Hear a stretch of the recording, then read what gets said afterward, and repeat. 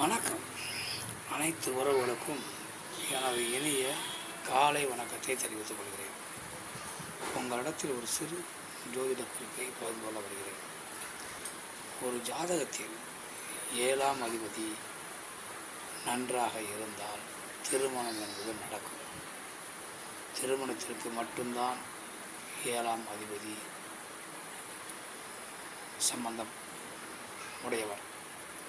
அந்த திருமணம் ஆன பின்பு அந்த தம்பதிகள் சந்தோஷமாக மகிழ்ச்சியாக குடும்பம் நடத்துவதற்கு லக்னத்திற்கு 2ஆம் வீட்டு அதிபதியான குடும்பஸ்தானாதிபதி அவசியம் நன்றாக இருக்க வேண்டும்.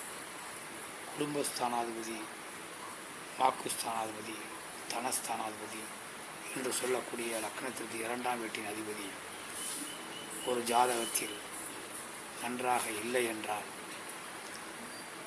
அந்த ஜாதகர் முதல் திருமணத்தில் சிறப்பான வாழ்வது கடினம். அவர்